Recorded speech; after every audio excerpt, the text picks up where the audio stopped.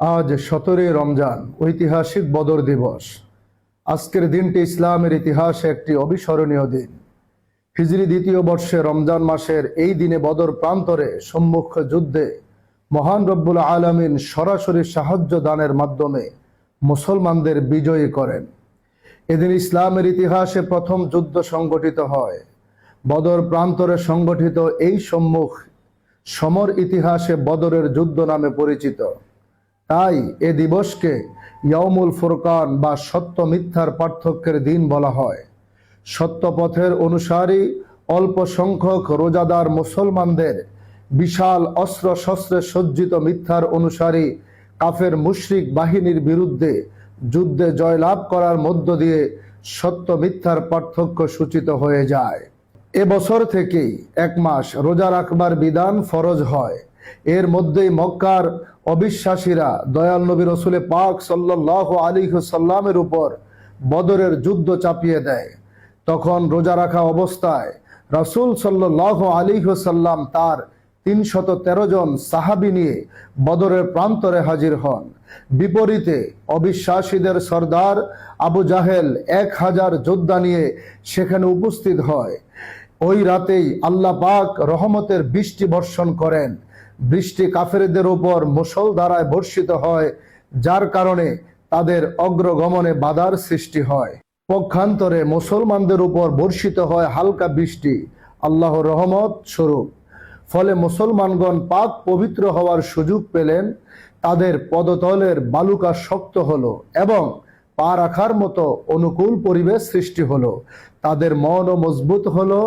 রাসূল সাল্লাল্লাহু আলাইহি ওয়াসাল্লাম তার সাহাবীদের নিয়ে অবিশ্বাসীদের আগেই বদরের তালাব বা জলাশয়ের কাছে পৌঁছে গেলেন এবং জলাশয়ের নিয়ন্ত্রণ নিয়ে নিলেন। আর রাহিকুল মাখতুম সিরাতে ইবনে হিশাম।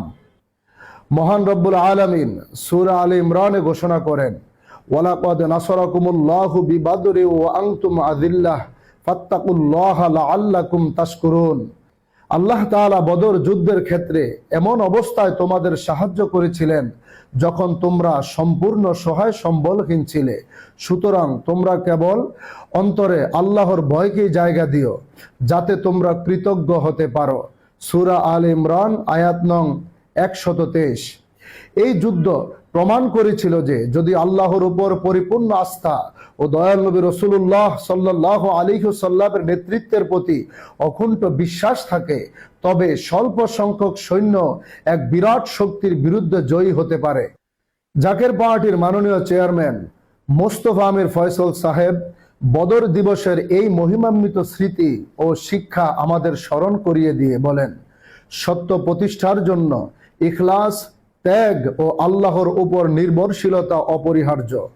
বর্তমান সময়ে মুসলিম উম্মাহার জন্য বদরের চেতনা বিশেষ গুরুত্বপূর্ণ, কারণ সত্য ও ন্যায় প্রতিষ্ঠার সংগ্রাম আজও চলমান। জাকের পার্টি সেই বদরের চেতনা ধারণ করেই শান্তি, ন্যায় ও ইসলামী ঐক্যের পতাকা বহন করে চলছে। বদর ছিল বিশ্বাস ও অবিশ্বাসীদের মধ্যে এক ঐতিহাসিক যুদ্ধ, যেখানে ইমানের শক্তি অস্ত্রের আধিক্যের চেয়ে শ্রেষ্ঠ প্রমাণিত হয়েছিল।